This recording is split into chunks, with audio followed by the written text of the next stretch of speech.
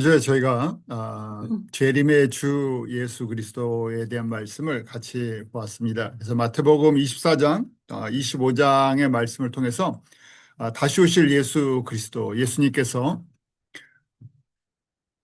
십자가를 지시는 그 주 화요일 날 주셨던 말씀들을 배경으로 해서 저희가 다시 오실 예수님, 속히 오시겠다 말씀하셨는데 그렇게 말씀하시고 2000년의 시간이 흘렀죠. 특별히 무화과 나무의 비유를 통해서 이스라엘 나라가 독립할 것을 저희들에게 말씀하셨고, 그 나라가 독립을 하면 예수님의 재림이 임박했다는 것을 저에게 알게 하시는 징조로 말씀해 주셨어요. 그래서 마태복음 24장에 나오는 그 재림의 징조, 특별히 벌스페인이라고 얘기했죠. 그 재난의 시작이다 그랬었는데 어떤 징조들이 있었는지 그 말씀을 살펴보았고, 저희가 이미 그것을 직접 실질적으로 겪고 있는 시대에 살고 있기 때문에 너무나 저희 삶에 다가오는 말씀들이었죠. 같은 말씀으로 동일한 말씀인데 요한에게 주셨던 계시록 6장 7장에 나와 있는 일곱 인을 떼는 장면. 그래서 이 일곱 인도 거의 다 떼어진 것 같다. 일곱 인이 다 떼어졌다면 7년 환란이 시작이 되는 거예요. 그래서 저희가 7년 환란 공중 재림 직전에 있다는 것을 또 이 말씀을 통해서 한번 보았습니다. 마태복음 24장, 25장을 통해서 예수님께서 휴거 때, 들림 받을 때, 들림이 일어나기 직전에 어떤 영적인 상태인가, 어떤 사회적인 상태인가 한 것을 7가지 비유로 말씀해 주셨죠. 그래서 첫 번째는 예수님의 그 공중재림, 우리 성도들의 들림 받는 사건이 일어날 때가 가까울수록 노아의 때와 같다고 말씀을 하셨죠. 노아의 때와 같이 죄가 세상에 죄와 부패가 가득 차고 하나님의 백성들이 반대로 영적으로 무감각, 이 분별력이 떨어지는 시대다. 소수의 사람들만 하나님의 은혜 가운데 하나님의 나라와 영광을 찾고 하나님의 때를 분별하는 사람들이 소수가 된다고 말씀을 드렸고, 그때 2가지 특징이 들림받는 사람과 남아있는 성도들, 크게 2성도들로 구별이 된다고 말씀을 드렸어요. 그래서 예수님이 다시 오실 때 7년 환란 과정 속에서 들림받는 성도들이 있을 것이고 남아있는 성도들, 똑같이 성도들인데 어떤 차이가 있나? 똑같이 하나님의 나라를 섬기고 복음 농사를 짓는 것처럼 보이는데 차이가 있다는 얘기예요. 무슨 차이가 있나? 그래서 맷돌 가는 2여자를 통해서 떡을 만들고 양식을 나눌 준비를 하는데 그 양식이 무교병이냐 유교병이냐, 세상의 것들이 다 섞여 있는, 사람들이 먹기는 좋은데 영적인 건강을 해치는 것들이 너무 많이 들어간다는 얘기죠. 무교병을 나눠주는 사람들, 무교병을 준비하는 사람들, 그 여자들이 들림을 받는다. 또 구체적으로 충성되고 지혜 있는 종이 들림을 받는데, 충성되고 지혜 있는 종이 어떤 종인가? 때를 따라 양식을 나눠주는 사람이다 그랬어요. 그래서 때를 분별할 줄 알아야 되는데 하나님의 때, 하나님의 시간, 하나님의 달력을 볼 줄 알아야 되는데 하나님의 때를 인식을 하려면 말씀 속에 정리가 돼 있어야 되죠. 역사의 주인이신 예수님께서 어떻게 역사를 이끌고 나가시나, 이 천국 복음이 모든 민족 가운데 증거되기 위해 증거되리니 그때야 끝이 오리라는 마태복음 24장 14절 말씀처럼 예수님이 오시는 것은 이 천국 복음이 이방 민족 가운데 증거되는 것, 떡이 이 무교병의 떡을 나눠주는 것과 연결이 돼 있어요. 그래서 그것을 신실하게 감당하는 사람들은 이방 백성들에게 하나님의 생명의 떡을 줘서 죽은 자들을 살리고 병든 자들을 회복시키는 그 일을 계속하는 사람들이 지금 충성되고 지혜 있는 종이다 하고 말씀을 드리는 거예요. 자, 그 다음에 이제 이 점진적이라 그랬어요. 말씀이 점진적이고 비유가 점점 강해지고 분명해진다 그랬어요. 나중에 굉장히 강해지죠. 그래서 지금 열처녀 비유, 달란트 비유, 양과 염소의 비유가 남아 있어요. 그래서 여기서부터는 점점 이 비유가 강해지는데, 2부류의 성도들, 들림받는 사람과 들림받지 않는 사람들을 강하게 차이를 다른 점이 무엇인지를 저에게 분명하게 더 선명하게 가르쳐 주죠. 그래서 열처녀 비유가 이제 나옵니다. 지난주에 이제 여기서부터 다시 한다고 말씀드렸었죠. 여러분들에게 마태복음 24장, 25장, 계시록 그 6장 내용들, 그 7장 내용들을 좀 읽어보시면 훨씬 이해하시는 데 도움이 된다고 말씀드렸어요. 자, 따로 돼 있는 것이 아니라 그래서 저희가 25장이 이제 마태복음 25장이 열처녀 비유부터 나머지 세 가지 비유가 나오는데 24장에 그 네 가지 비유의 연결 선상에 있는 거예요. 이걸 따로 분리하면 이게 무슨 말씀이지? 해석을 다르게 할 수 있어요. 예수님께서 의도적으로 제자들에게 특별히 마지막 세대에 살고 있는 예수님이 오실 때 가까운 세대에 살고 있는 저희들에게 주시는 말씀이에요. 왜냐하면 2000년 전에 제자들에게 주셨지만 이 말씀을 받았던 제자들은 사실은 그땐 시간적으로 봤을 때 재림의 때는 아니었죠. 초림인데 예수님의 초림과 십자가의 죽으심과 부활과 이제 교회가 시작하는 때죠. 추수가 시작되는 때인데 저희를 위해서 이 뒷부분을 남겨두셨어요. 그래서 이 말씀은 저희는 빨리 깨달아 알 수가 있는데 왜냐하면 이 담겨져 있는 신비한 내용들이 저희 시대에 열려 있기 때문에. 그런데 2000년 전에는 이 내용이 감춰져 있었던 잘 열려 있지 않는 부분이었어요. 그래서 지금 저희가 크게 7가지 비유를 한 덩어리로 큰 한 주제로 보고 있는 거예요. 그렇지 않으면 이 말씀을 가지고 많은 분들이 따로 설교를 하셔갖고 전혀 상관이 없는 것처럼 말씀을 하셔서 통일성이 없을 때가 있어요. 자, 들림받는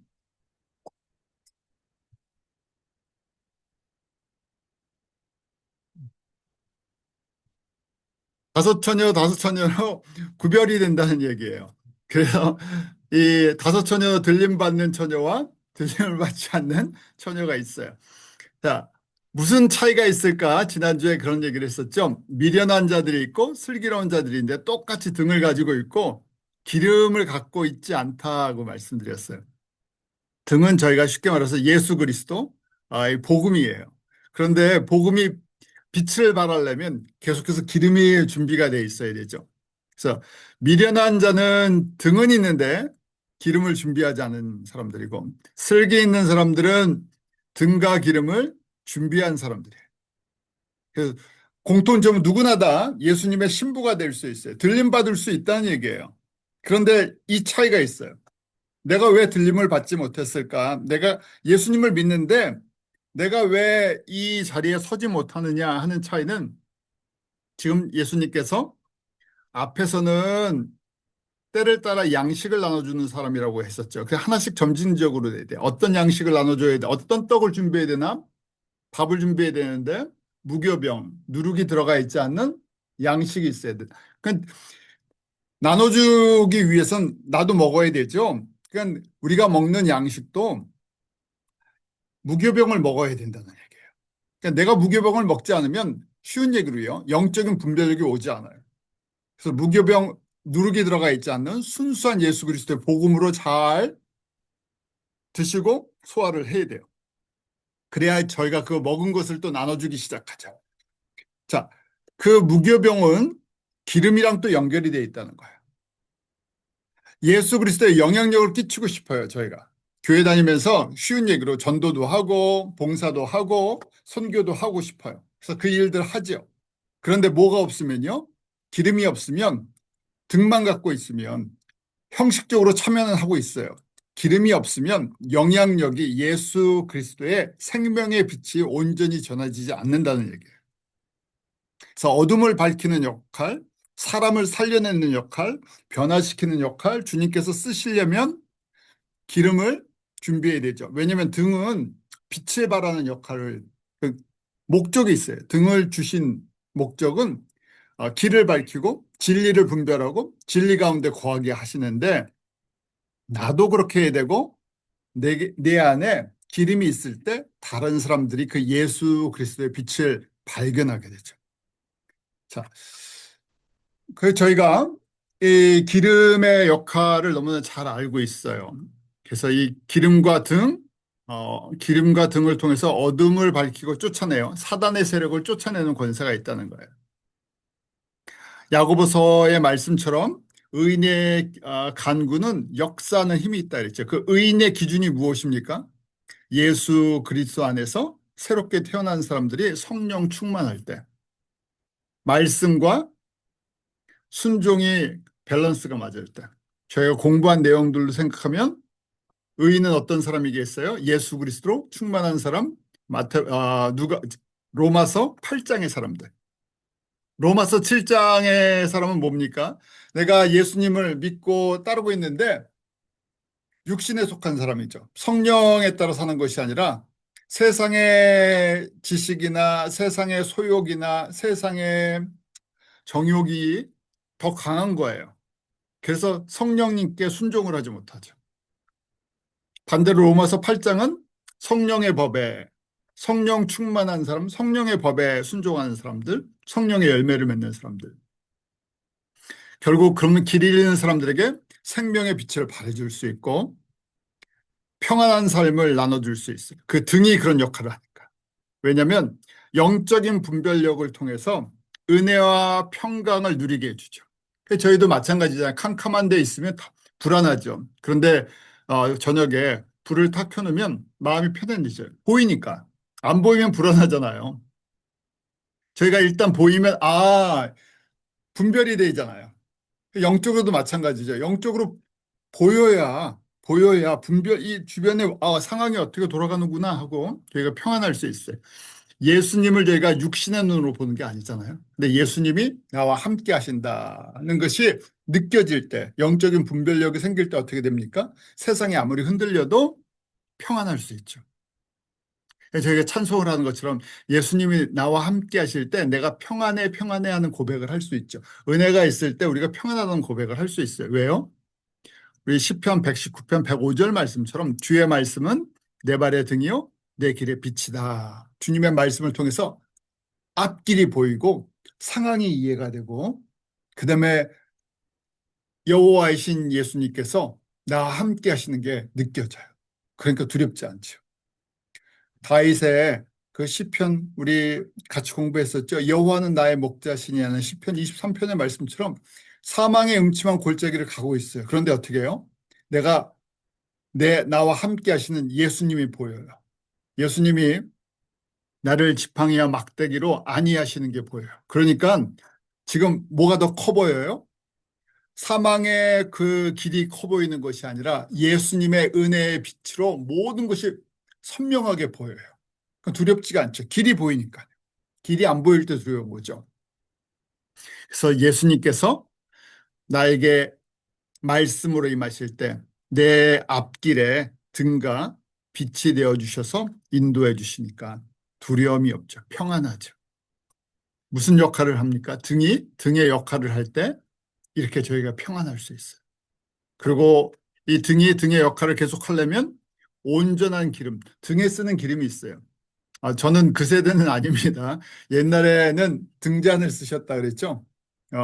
뭐 여기 계신 분 중에 그 경험이 있으신 분도 있으실 수 있겠어요. 그래서 등잔을 어떤 기름을 쓰느냐에 따라서 불 밝기가 다르잖아요.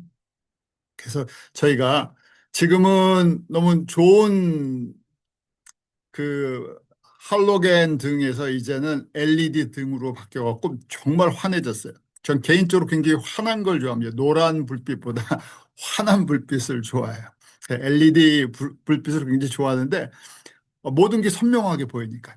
그런데 제가 출애굽기 27장에 보면 이스라엘 사람들이 성전이나 성막에서 사용하는 기름이 특별한 기름이 있었어요. 그래서 거기 보면 출애굽기 27장 20절에 감나무로 찧어낸 순결한 기름을 등불로 위하여 내게로 가져오게 하고 끊이지 말고 등불을 켜라. 성막에 쓸 때는 올리브에서 나오는 그 기름을 순결한 거, 깨끗한 퓨어한 거를 쓰게 만들어 놨어요. 불순물이 들어가면 안 돼요. 성소를 오염시키고 변질을 시켜요. 무슨 얘기입니까? 그러니까 예수 그리스도의 복음의 영향력이 계속 바래지려면 다른 기름을 쓰면 안 되고 순결한 올리브 기름, 성령의 기름 부으심, 성령님이 주시는 능력으로 그것이 예수 그리스도의 복음이 밝혀져야 돼요. 그런데 요새는 이 세속화가 무슨 얘기냐면요. 성령의 기름이 아니라 사람들이 만들어낸 가공 기름, 공업용 기름, 상업용 기름이 너무 잘 만들어졌다는 거예요. 똑같이. 아니, 더 빛을 더 밝히는 것처럼. 그래서 이걸 우리가 이제 마케팅이나 세속화나 상업화라는 표현을 써요. 그래서 복음인데 복음을 빛나게 만들어줘요. 사람들이 혼돈스러워요. 우리가 갖고 있는 성령의 방법으로만 하면 복음의 빛이 안 비춰지는 것 같아요. 세상에 너무 화려한 조명들이 많으니까 그거랑 대응을 하려면 세상에 이런 방법들을 잘 사용해야 된다. 그래서 저희가 이, 이런 것 때문에 교회가 어디까지 밸런스를 맞춰야 되냐 하는 그런 것들이 있어요. 그런데 중요한 것은 예수 그리스도의 복음은 우리가 교회를 아름답게 꾸미고 좋은 이퀴먼트를 갖추고 뭐 시설을 갖추고 하는 교회 성장하기 위해서 이야기하는 것 필요한 부분이에요. 그런데 거기에 성령님이 역사하지 않으면 그것은 그냥 사람들을 모으는 데만 마치 사람들을 모아서 사람들끼리 좋은 걸로 끝나지 그 안에 복음의 역사는 있지 않다는 얘기죠. 그래서 재림을 준비하고 예수님이 원하시는 대로 때를 따라 양식을 나눠주려면 꼭 필요한 게 예수님이 원하시는 기름이에요. 성령의 기름. 왜냐면 그래서 정해놓으신 거죠. 다른 게 섞이면 안 돼서 그래서 저희들에게 성결의 삶을 요구하시는 것이 성결의 삶 속에서 성령님께서 일하실 수 있겠다. 우리의 그릇이 더러우면 어떻게 됩니까? 성령이 들어와서 일을 하실 때 더러운 기름이 돼버려요. 들어온 기름은 깨끗한 기름인데 우리 안에 컨테이너가 혼의 부분이 더러워지기 때문에 쓴뿌리가 많기 때문에 깨끗하게 사용이 안 되고요. 그름이 많이 생기고 그다음에 냄새가 나고 나중에 빛이 제대로 밝혀지지 않죠. 순결한 감람 기름을 사용한다 그랬는데 순결한 감람 기름을 통해서 저희들에게 예수님의 자녀들을 건강하게 임신할 수 있는 건강하고 순결한 자녀들을 준비시키시죠. 그 영적인 출산을 하려 그러면요. 건강한 엄마가 필요해요. 그래서 영적으로 건강한 성령 충만한 감람 기름을 가진 그 처녀의 역할이 중요한 거죠. 내가 영적으로 건강해야 영적인 건강한 자녀를 어, 낳고 교육하고 양육하고 훈련시켜서 나중에 어떻게 합니까? 재파송할 수 있어요. 그러니까 영적 재생산이 계속 일어나야 되는데 영적 재생산을 하려면 헌신적인 사랑의 어머니가 필요하잖아요. 아버지도 필요하고. 저희가 이 가정이 그래서 이 세상에서 보통 이야기를 가정의 굉장히 중요성을 이야기해요. 오늘날 미국이나 한국이나 전 세계에 이 가정에 대한 도전이 너무 강하잖아요. 깨어진 가정이 너무 많아갖고 주변에 보면요. 그것 때문에 아픔이 생길 때가 있어요. 마찬가지죠. 영적으로도 영적인 부모가 건강해야 되고 순전해야 되는데 자녀를 키울 능력이 되지 않아요. 낳기는 낳는데 세상적인 방법으로 많이 낳아요. 그런데 양육할 수 있는 어떤 것이 갖춰져 있지 않으니까 계속해서 문제가 일어나죠. 그러니까 교회가 문제가 계속 생기는 그런 모습이 있어. 자, 그래서 저희가 전도와 선교를 다른 말로 하면 건강한 자녀를 낳아서 건강하게 키워서 파송을 하는 거죠. 그게 재생산이에요.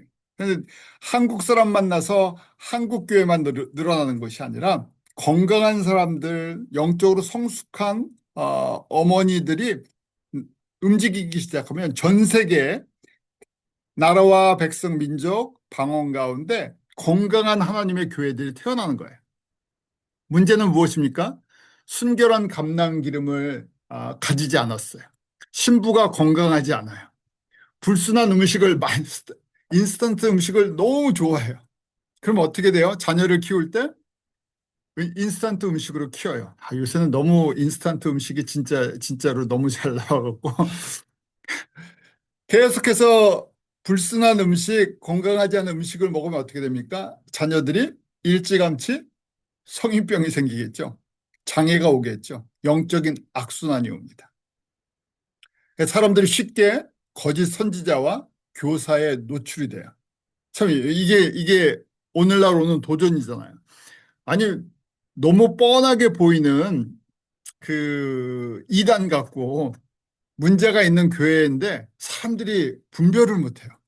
왜 그러겠습니까? 거짓 선지자, 교사, 바리새인을 분별할 수 있는 영적 성숙함이 없어요. 그래서 더 세속화된 성도, 더 세속화된 교회 또 지도자들이 계속 늘어나요. 왜냐하면 그것이 서로 코드가 맞아요. 그렇게 먹고 자라고 성숙해 왔기 때문에 갑자기 안 바뀌죠. 결국은 저희가 예수님께서 경고하신 것처럼 마지막 때가 되면 어떤 사람이 더 많아진다? 우리 5명의 슬기로운 처녀 5대5라고 얘기한 게 아니라 어떤 사람들이 더 많아진다고요? 노아의 때와 같이 건강하지 않은 미련한 처녀들이 훨씬 많아진다는 거예요. 미련한 교회들이 영적으로 눈이 감긴 교회들, 지도자들, 성도들이 훨씬 많아진다는 얘기죠. 자, 같은 의미로 이제 달란트 비유를 말씀하세요. 달란트 비유 저희 너무 잘 아는 것이죠. 5달란트, 2달란트, 1달란트를 줬어요. 달란트 하나는 작은 양이 아니에요. 금덩어리라고 생각하시면 돼요. 요새 금값 되게 비싸죠? 금덩어리 하나를 주셨다고 1달란트. 자, 중요한 것은 우리가 얼마나 큰 달란트를 받았느냐가 중요한 것이 아니라 주인의 뜻대로 사용하고 재생산하고 늘리느냐. 그래서 2달란트, 5달란트 주인이 올 때까지 주인이 원하는 대로 이거 갖고 재생산을 했죠. 그때 칭찬이 똑같아요. 그러니까 달란트의 양은 중요하지 않고 그것을 주인의 목적대로 사용하느냐 하는 거예요. 23절에 보면 칭찬할 때 주인이 이르되 잘하였도다 착하고 충성된 종아 내가 작은 일에 충성하였으면 내가 많은 것을 내게 맡기리니 내 주인의 즐거움에 참여하라. 그러니까 예수님이 보시기에 우리가 보기에는 이 땅에서 예수님을 위해서 갖고 있는 은사를 가지고 사역을 한 게 굉장히 큰 것처럼 보이지만 예수님은 다 작은 거예요. 왜냐하면 새하늘과 새 땅에서 받을 영광과 기업을 생각하면 이 땅의 것은 비교가 안 되죠. 우리가 살고 있는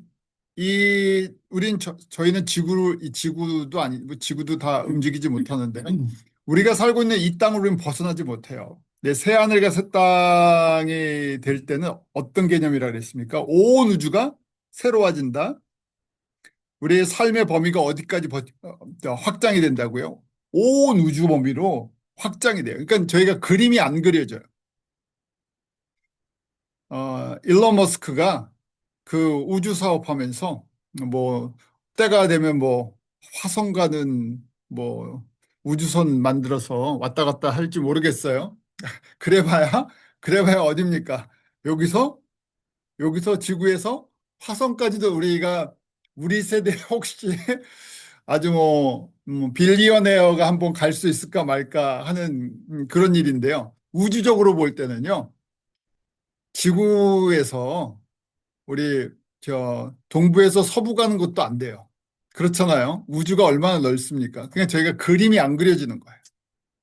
그러니까 예수님께서 뭐라고 말씀하세요? 이 땅에서는 훈련을 받는 거고요.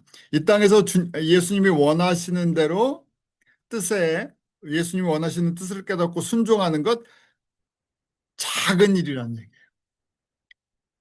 이거는 훈련 과정이었어요. 그래서 큰 것, 많은 것이라고 말씀하시죠. 진짜 많은 것인데 상상을 초월하는 거예요. 그림을 초월하는 것을 우리에게 맡기시려고 작은 일을 맡기신 거예요.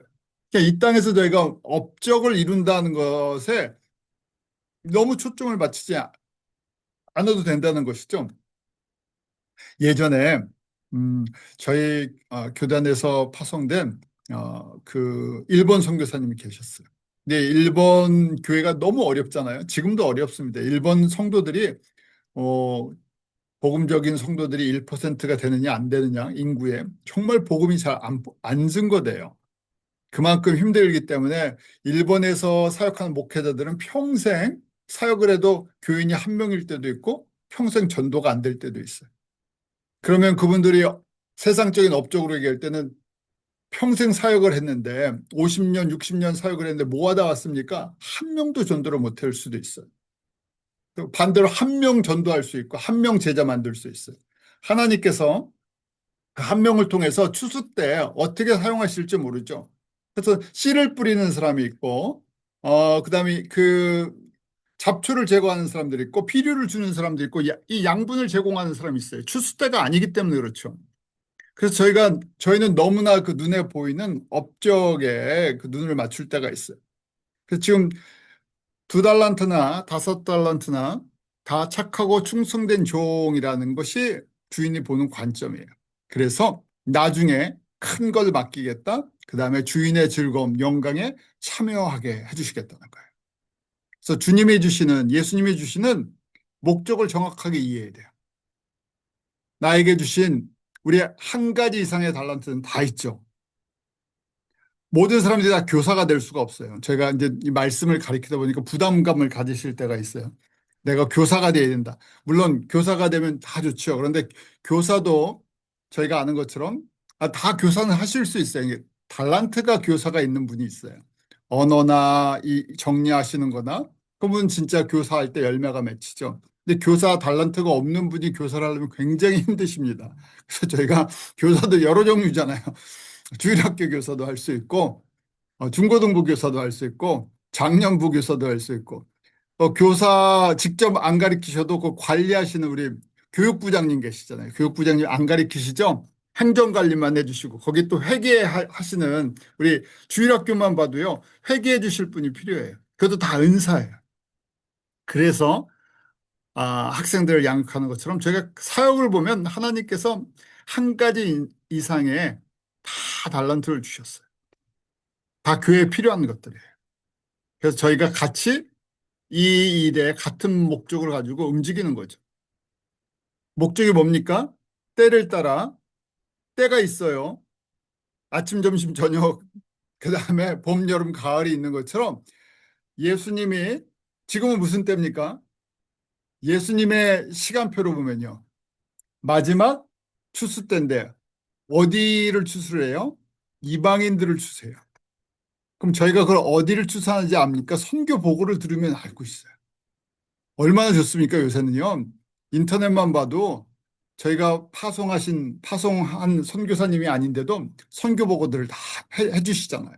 그래서 지금 복음이 어떻게 증거되고 있는지, 어디가 추수가 되고 있는지 다 들어와요. 그래서 때를 따라 누구에게요? 예수님의 자녀들, 예비 자녀들, 예정되어 있는 자녀들에게 다 합쳐서요. 양식을, 예수님이 원하시는 생명의 양식을 나눠주는 거예요. 그런데 제가 음식을 준비하는 것도 그렇죠. 메인 셰프가 있고, 거기 보조도 있고, 배급해 주시는 분도 있고, 재료 공급해 주시는 분도 있고, 야채 키우시는 분도 있고, 너무 많은 일이 있어요. 혼자 할 수 없죠. 그래서 내가 그 중에 한 가지 은사가 다 있다는 얘기예요. 자, 마지막으로 이렇게 다 했을 때 구별하신다는 거예요. 우리 두 종류라 그랬죠? 들림받는 사람과 들림받지 못하는 사람.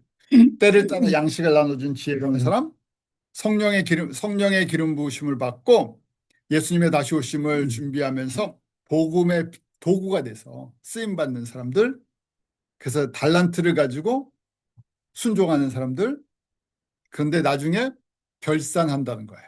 예수님께서 다 그 사람들 예수님 앞에 섰어요.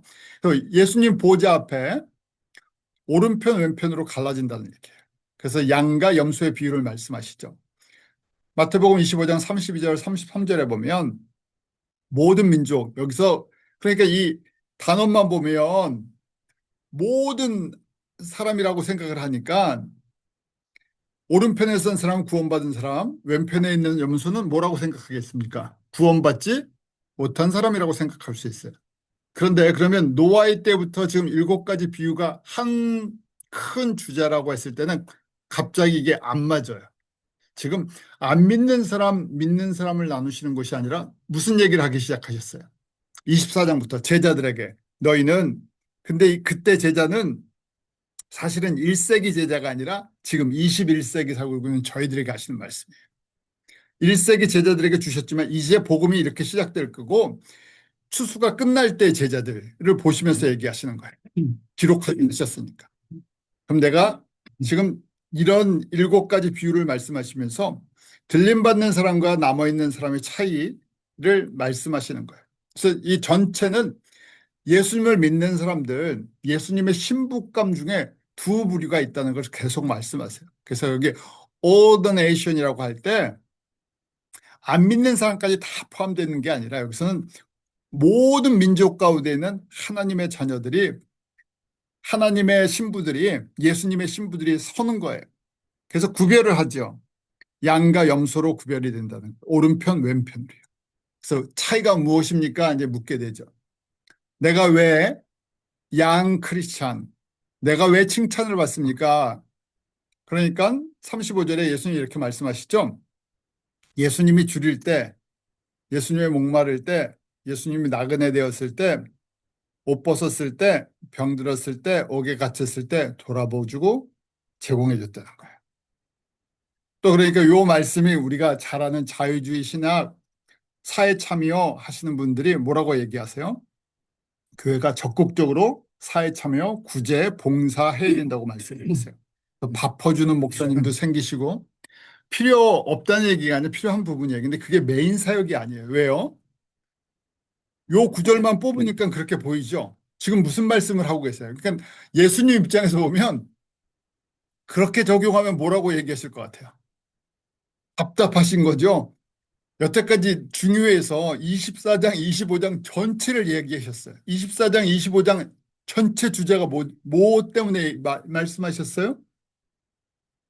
종말의 때, 재림의 때 무엇을 해야 되는지 제자들이 무엇을 해야 예수님의 신부, 혼인잔치에 참여를 할 수 있는지 예수님이 원하시는 것이 무엇인지를 설명했더니 다 잘라버리고 마지막 이것만 딱 들어오는 거예요. 왜요? 아, 이거는 다른 거 설명 안 들어도 알 것 같으니까요. 여태 앞부분 설명 들으면 이게 그런 말씀인가 아닌가 뭐 이게 종말의 때 뭐 여러 가지 것들을 인포메이션이 많이 필요하고 깨달음 이 지혜도 필요한데 이거는 다 알아들어요. 성경 모르는 분도 알아들어요. 줄일 때 먹을 거 줬고 목마를 때 마시게 했고 옷 벗을 때 옷 줬고 병 들었을 때 돌아보고 아 병원 신방 가야 되고 가난한 사람들 옷 나눠줘야 되고 그다음에 뭡니까 이거 저 길거리에 홈리스 사역해야 되고 너무 눈에 확 보여요. 근데 그 말씀하시는 거예요. 그렇게 얘기하면 어떻게 돼요? 갑자기 예수님이 하시는 말씀을 완전히 세상적인 말씀으로 확 바꿔버린 거예요. 그렇게 말씀하신 게 아닌데 이것만 알아들으니까. 그래서 예수님께서 내가 이렇게 이렇게 너희들이 나한테 이렇게 했다 그러니까 지금 양 크리스찬들이 뭐라고 얘기합니까? 오른편에 선 사람들이 언제 우리가 예수님을 만나서 문자 그대로 얘기해요. 언제 우리가 예수님을 만나서 식사 대접하고 병원 신방 가고 옷 사드리고 그랬습니까? 그러니까 여기 있는 작은 소자에게 한 것이 나에게 한 것이다. 이 작은 소자가 누구예요? 세상에 보면 별 영향력이 없는 거예요. 예수님의 생명이 있는데 세상에서 눈에 별로 안 띄요. 그러니까 또 이걸 쉽게 생각하면 가난하고 병든 성도 이렇게 생각할 수도 있죠. 틀린 건 아니에요. 근데 조금 더 이게 보면 영적으로 보면 전혀 우리들의 메인라인 교회에 들어오지 않은 성도들.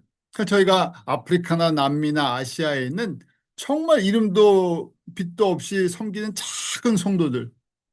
복음의 혜택이 정말 받기 힘든 곳에 사는 사람들. 그러니까 영적으로 갈급한 사람들, 배고픈 사람들, 병든 사람들. 예수님의 뭐가 필요해요? 양식이 필요한 사람들이에요. 네 번째 비유에 말씀하셨잖아요. 때를 따라 예수님의 백성들에게, 자녀들에게 때를 따라 양식을 주는 건데 그 예수님의 자녀들이 너무 작아 보여요. 영향력이 없어 보여요. 아무도 관심을 안 가져요. 뭐 기도해 주셨지만 아마존에 있는 성도들 저희가 안 들어오죠. 아마존에 성도가 있나? 뭐 그냥 그렇죠. 뭐 저희가 뭐 미얀마 선교도 했었는데 미얀마 저 시골 구석에 거기에 있는 성도들이 거기 교회가 있나 관심도 없어요. 그 사람들도 마찬가지죠. 예수님의 자녀들이에요. 그 사람들도 똑같이 하나님의 말씀이 필요해요. 양식이 필요해요. 근데 거기 가서 전해주는 사람이 없어요. 교육을 받은 사람도 없고 성서 교육을 받은 사람도 없고 훈련을 받은 사람이 없어요. 그래서 그냥 옛날 내려오는 전통 그냥 신앙 생활을 그냥 하고 있어요. 그것이 진리인지 아닌지 분별할 수도 없어요.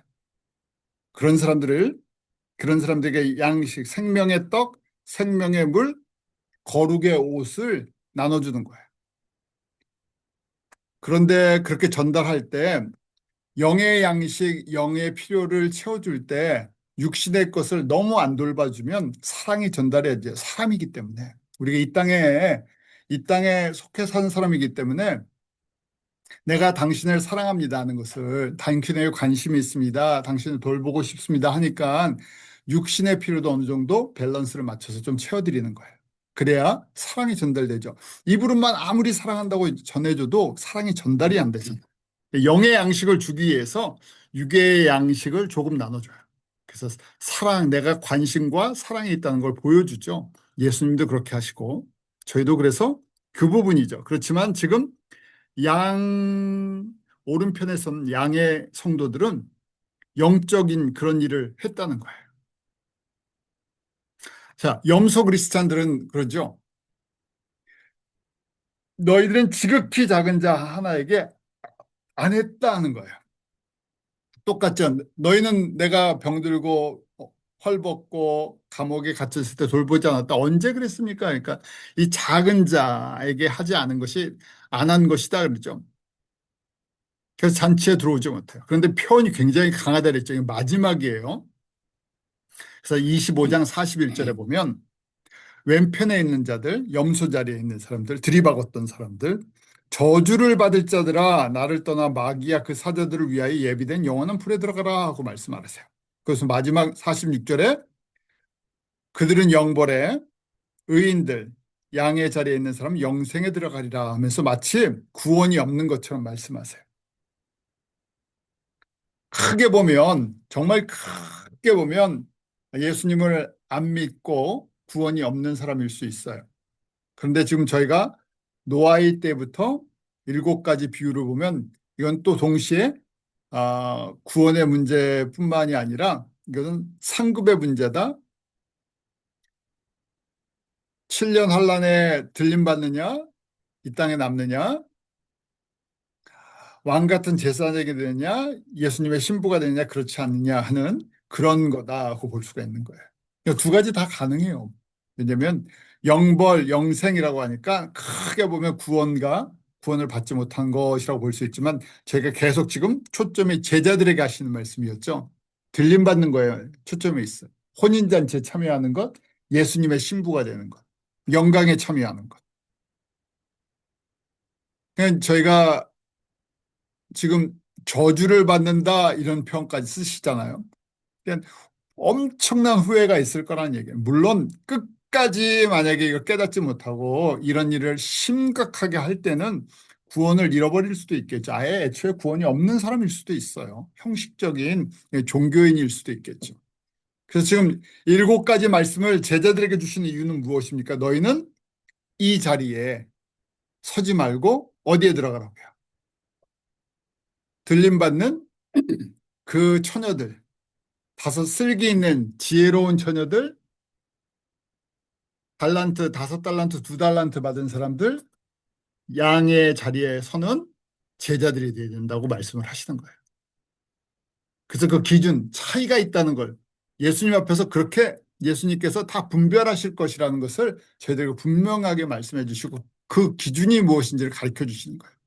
왜 이 말씀을 하시겠습니까? 제자들에게 1세기 처음 이제 교회가 시작될 때인데 왜 이 말씀을 주실까요? 저희가 한번 거꾸로 돌아가면서 저희가 지금 앉아 있어요. 3일 후에 예수님께서 십자가에 돌아가실 거예요. 근데 저희들에게 이 말씀을 주셨어요. 왜 이 말씀을 주셨을까요? 간단하죠. 이제 곧 무슨 시대가 열려요? 교회 시대가 열리는데 지금 저희가 교회 시대 지도자들이 돼요. 근데 저희 배경이 뭐예요, 사실은? 갈릴리, 어부 출신들이에요. 세상에 아무 영향력이 없는 사람들이에요. 근데 예수님께서 이렇게 높여서 사용하실 거예요. 그래서 교회 시대가 시작되는데 우리가 교회 지도자들이에요. 목자들이에요. 이런 목자 되라 하시는 거예요. 내가 올 때까지 이런 목자 되라. 이 기준은 1세기부터 예수님이 오실 때까지 변하지 않아요. 예수님은 이런 목자를 훈련시키려고 교회를 통해서 이런 목자들을 훈련시키시겠다는 거예요. 이런 제자들을. 그래서 지금 말씀하시는 거예요. 그래서 정신 차려라 하는 거죠. 왜? 왜냐하면 예수님 앞에 결산할 때 예수님 앞에 서야 할 때가 분명히 있고 그때 이 기준을 알지 못하면 엄청난 후회를 한다는 얘기예요. 저주받는 것처럼 너무너무 괴로운 거예요. 많은 사람들이 이걸 깨닫지를 못한다는 얘기죠. 왜요? 노아의 때 같기 때문에. 노아의 때의 기준은 무엇입니까? 눈에 보이는 가치 기준이 강하던 시절이에요. 그래서 하나님의 백성들도 눈에 보이는 걸 따라가고 하나님의 말씀을 들어도 깨닫지 못하고 보아도 보지 못하던 시대의 사람들이에요. 자, 이러면서 저에게 혼인잔치를 보여주세요. 맨 마지막이에요. 이것 때문에 하는 거예요. 예수님께서 이 날이 있다는 거죠. 그래서 계시록 19장에 예수님이 신랑으로 오시고 우리가 성도들이 신부로서 만나는 혼인잔치가 있어요. 혼인잔치에 들어오는 사람들을 이 지금 7가지 비유에 속한 사람들. 저희가 그러니까 지금 아, 혼인잔치가 얼마 남지 않았어요. 그래서 19장 7절에 보면 계시록 즐거워하고 크게 기뻐하라고 했죠. Let us rejoice and be glad. 이게 두 가지 같은 용어가 두 번 강조됐잖아요. 정말 기쁘고 기쁜 일이에요. 마지막에 이게 클라이막스. 이것 때문에 우리가 이 땅에서 예수님 때문에 어려움도 당하고 희생도 하고 고난받아도 즐거워하는 거예요. 마태복음 5장에 똑같이 말씀하시잖아요. 마태복음 8복 말씀하시고 의를 위하여 핍박을 받는 자는 복이 있나니 천국이 저희 것임이라 하면서 선지자들 보아라. 그래서 기뻐하고 즐거워하라. 저들의 상이 크니라 하고 말씀하시죠. 똑같은 얘기예요. 그래서 어떤 것이 마지막인가? 어린 양의 혼인 기약이 이르렀고 아내가 준비가 됐다. 그 아내들이 무슨 옷을 입고 있어요? 명품 옷을 입고 있어요. 그 명품 브랜드를 잘 보셔야 돼요. 이거는 돈으로 못 사요. 에르메스도 아니고요. 루이비통도 아니고요. 빛나고 깨끗한 세마포 옷을 입으셔야 돼요. 근데 이건 누가 만들어 주시는 거예요? 예수님이 만들어 주셔야 돼요. 근데 어떻게 만들어 주시나? 이 옷은 성도들의 옳은 행실이다 하고 돼 있죠. 저희가 아는 것처럼 이 옷은요. 빛나고 깨끗한 세마포예요. 빛난다는 것은 저희가 다니엘서를 통해서 많은 사람을 예수님께로 빛으로 인도하는 거죠. 빛난다 그러니까 지금 저희가 7가지 비유 속에서 하나 배웠었죠. 몇 번째 비유? 5번째 열처녀 비유 속에서 기름을 준비한 사람, 기름이 있어야 빛을 내죠. 그러니까 성령의 기름을 잘 받아서 사용한 사람들. 예수님의 복음을 무엇으로 빛나게 해줘야 돼요? 성령의 기름. 딴 것으로 빛나게 해주면 안 돼요. 교회 건물로도 빛이 안 나고요. 사실은 이제 악기로도 빛이 그렇게 많이 안 나고요. 뭐가 있어야 돼요? 성령의 기름이에요. 빛이 나요. 예수님의 빛이 제대로 밝혀져야 돼요. 그다음 깨끗하다는 것은 잘 정결하게 씻겨졌다는 얘기죠. 뭘로 씻겨집니까? 예수님의 피로. 어디가 씻어져야 돼요? 우리의 제일 중요한 마음, 혼의 부분에서 마음, 하트죠. 그래서 마음이 청결한 자는 복이 있다고 말씀하시잖아요. 우리 마음, 우리 마음을 정리하려고 뭐 배웠습니까? 인간론 하면서 쓴뿌리가 있는 거. 쓴뿌리가 많으면 깨끗해지지 않는데 우리 마음을 쓴뿌리를 어떻게 정리할 수 있어요? 오직 하나님의 말씀과 똑같죠? 성령의 도우심 속에, 보혜사 성령님의 도우심 속에서. 그래서 개인으로 적용하면 제일 중요한 신앙생활이 뭐라고요? 내 마음을 정결케 하는 거예요. 예수님 닮아가는 거. 몇 년 걸리죠? 예수님 닮아가려면요. 우리에게 주신 생명만큼. 그때까지 잘 하셔야 되는데 하루아침에 되는 것도 아니고 평생 안 될 수도 있어요. 그래서 이것 때문에 어떻게 해야 됩니까? 애통하는 자 되라 하고 말씀하신 거죠. 성령님의 도우심과 말씀 속에서. 저희가 너무 잘 알잖아요. 사람이 변하지 않는다는 거. 내가 새로워지는 게 정말 힘들어지죠. 그래서 주님이 그렇게 예수님의 보혈로 성령의 기름 부으심으로 나를 새롭게 하시는 거. 매일매일. 그래야 뭐가 빛이 납니까? 예수님의 복음의 빛이 나요. 그래서 저희가 이제 외형적인 판단, 내가 몇 명을 전도했나, 내가 선교를 얼만큼 했나, 내가 얼만큼 헌신했냐가 중요한 게 아니라 내가 얼마나 예수님을 닮아가면서 예수님이 나를 통해서 일하게 하셨나. 그런데 이 말씀을 어떻게 하라고 합니까? 19장 9절, 계시록 19장 9절에 뭐라고 말씀하세요? 천사가 내게 말하기를 기록하라고 돼 있죠. 이걸 기록해라. 어린 양의 혼인잔치에 청함을 받은 자들이 복이 있다. 저와 여러분이 그럼 복이 있습니까? 없습니까? 잘 모르시겠습니까? 거기 보면 청함을 받은 자들이 복이 있다 그랬죠? Blessed are those who are invited to the wedding이라고 돼 있잖아요. 초청장을 받았어야 복이 있는 건데 여러분들 초청장 갖고 계세요? 그래야 복이 있다고 생각하실 거 아니에요. 초청장 갖고 계십니까? 손을 들어서 확인할 수가 없네요. 자, 초청장 갖고 계신 분들 손 들어보세요. 그러면 손 다 드셔야 돼요. 네, 손 다 드셔야 돼요. 초청장 어디 있어요?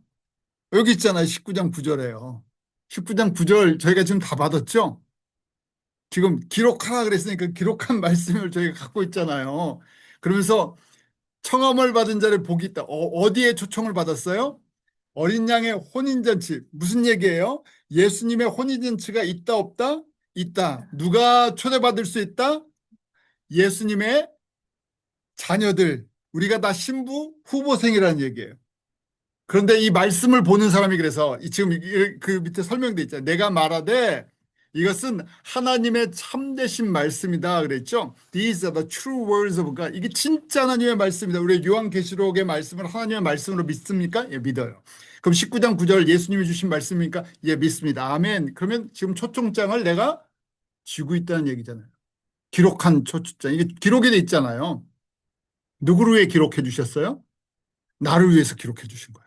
그래서 제가 지금 잡고 있잖아요. 죄송합니다. 잡고 있잖아요. 스마트폰에 들어있잖아요. 컴퓨터에 들어있고 성경책으로도 갖고 있고 기록된 말씀을 갖고 있으니까 저희가 같이 읽고 있는 거 아니에요. 그래서 저희 같이 공부하면서 나누고 있어요. 저도 받았는데 받으셨죠? 받으신 겁니다고 확인시켜드리라고. 왜요? 이걸 내가 붙잡고 있을 때 이게 뭡니까? 법적인 계약서예요. 왜 법적인 계약서라고 얘기하죠? 우리 구약과 신약 언약의 책이에요. 옛 언약과 새 언약이에요. 지금 신약이 뭐냐면요. 예수님의 새 언약이에요. 어디에 써서 기록해 주셨어요? 성경에 써서 기록해 주셨어요. 그래서 제가 지금 갖고 있어요. 내가 이걸 받았어요. 내 말씀으로. 누구 때문에 써주셨어요? 나 때문에. 나 때문에 기록해서 써주셔서 나에게 주신 거예요. 그래서 나를 어디에 초대해 주시려고요? 신부가 되게 해주셨어요. 예수님 때문에. 그 다음에 어디에요? 신부가 끝이 아니라 혼인잔치가 있으니까 준비하라는 거예요. 예비 신부죠. 지금 예비 신부들이에요. 그래서 예수님이 원하시는 신부 수업을 받고 옷을 준비하고 결혼식에 오라는 거예요. 혼인잔치. 그때까지 시간을 주신 거예요. 그런데 혼인잔치에 다 들어오는 게 아니라는 얘기예요. 그래서 복이 있다는 거예요. 혼인잔치가 있다는 것, 혼인잔치에 들어가려면 뭘 입어야 된다고요? 빛나고 깨끗한 세마포를 입으셔야 돼요. 다른 브랜드는 안 돼요. 아무리 웨딩드레스 좋은 게 있어도 그건 예수님이 안 받아주세요. 그래서 그 지금 준비하는 그 과정이 7가지 비유예요. 근데 이것이 혼인잔치가 끝나는 게 아니라 잔치 끝나고 나서 뭐가 있냐면요. 그 다음에 천년왕국이 시작돼요. 그래서 천년왕국은 새하늘과 새 땅을 받을 사람들이 지금 준비하는 과정. 다스리는, 여기 쉽게 말해서 최고 경영자 스쿨이에요. 최고 경영자 스쿨. 우리 그런 거 하죠. CEO들만 모아갖고 교육을 시켜요. 여긴 CEO들인데 예수님의 혼인잔치에 참여한 신부들만 왕 같은 제사장으로 훈련을 받는데요. 새하늘과 새 땅에서 이제 유업으로 나눠주실 거예요. 한번 그려보세요. 내가 받을 유업이 얼만큼 되나. 제가 저희 같이 계시는 분들이 최소한 큰 개는 은하계 하나씩 받으셨으면 좋겠는데, 그래 저한테 별 하나씩 나눠주실 거 아니에요? 최소한 그래도 별은 받으셔야 된다. 별을 받으셔야 되는데 몇 개는 받으셔야 돼요? 저한테 나눠주셔야 되니까. 또 두 개는, 한 3개는 받으셔야지. 부부끼리 하나씩 나눠 가지시고 하나는 저 좀 주시면 좋겠어요. 별 하나의 크기를 알고 계시죠?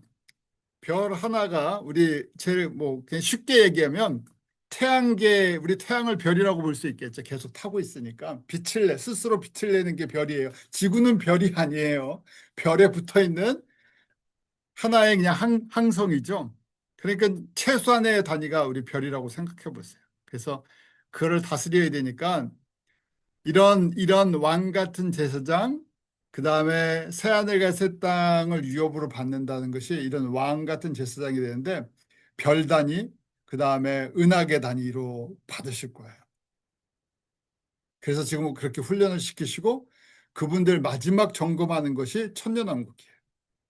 그러니까 저희가 할 일이 무엇입니까? 결론적으로요.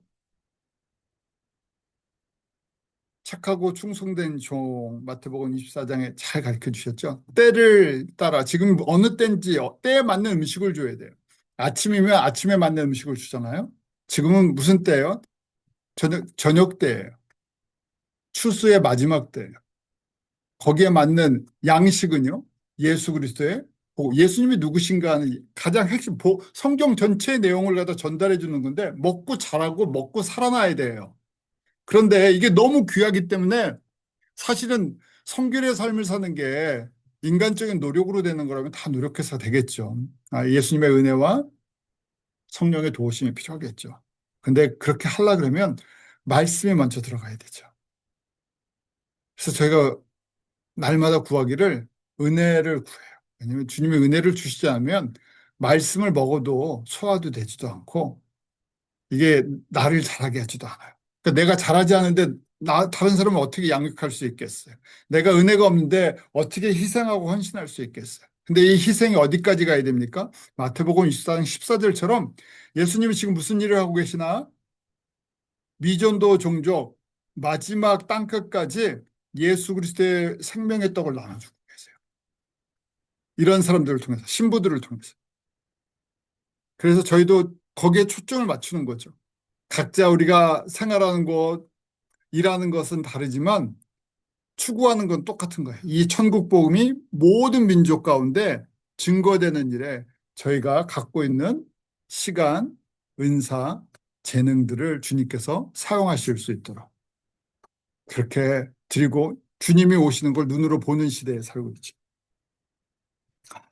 저희 여기까지 하고 기도하고 마치도록 하죠. 그래서 정말 이것이 그냥 성경 공부로 끝나는 것이 아니라 우리 삶의 전환점이 되고 삶의 도전이 되고 신앙생활의 기준이 좀 되기를 바라는 거죠. 저에게도 그렇고 우리 같이 말씀을 나누는 모든 분들, 그다음에 선교지에 있는 사역자들, 교회들. 노아의 때에 같이 정말 많았으면 좋겠는데요. 저희 사역을 하다 보면 이런 분들이 정말 귀해요. 많지 않기 때문에. 다른 것 섞이지 않고 끝까지 이걸 바라보고 걸어갈 수 있는 분들이 정말 귀해요. 그래서 한 분 한 분이 너무 귀하고, 또 그렇게 선교에 대해서 이렇게 예수님의 복음만을 전하려고 하는 사람들이 더 귀하죠. 서로 격려하고 기도하고 예수님 오실 때 그 혼인잔치에 저희가 참여하는 그런 복을 함께 누리기로 원합니다. 기도하겠습니다. 하나님 참 감사합니다. 저희들 너무나 연약하고 부족한 예수님의 신부라고 말하기도 부끄러운 사람들입니다. 그런 저희들을 불러주셔서 새롭게 해주시고 저희들에게 새로운 신분, 예수님의 자녀, 예수님의 신부라는 신분을 주시고 나를 위해 사는 것, 세상을 위해 사는 것이 아니라 예수님을 위해 살 수 있는 이 귀한 은혜를 베풀어 주심을 감사합니다. 특별히 예수님이 오실 때가 가까운 이때 저희로 깨어있게 하여 주시옵소서. 영적인 분별력을 갖게 하여 주시옵소서. 하나님의 말씀이 우리의 길과 빛이 되게 해주셔서 분별할 수 있게 하시고 예수님이 다시 오시는 그 길을 예비하며 우리에게 주신 예수 그리스도의 복음이 온 세계 모든 민족 가운데 밝혀질 수 있도록 저희가 순결한 그 그릇으로 주님 앞에 쓰임 받기를 원합니다. 성령님, 저희를 새롭게 하여 주시옵소서. 우리 안에 날마다 하나님의 나라와 하나님의 의를 구하는 갈급한 심령들 되게 하시고 저희들 세상에 정말 연약하지만 주님의 장중에 붙잡아 주셔서 세상의 강한 자들, 지혜로운 자들에게 예수 그리스도의 참 복음의 능력을 발할 수 있는 주님의 도구 되게 하여 주시옵소서. 감사하며 예수님 이름으로 기도하옵나이다. 아멘.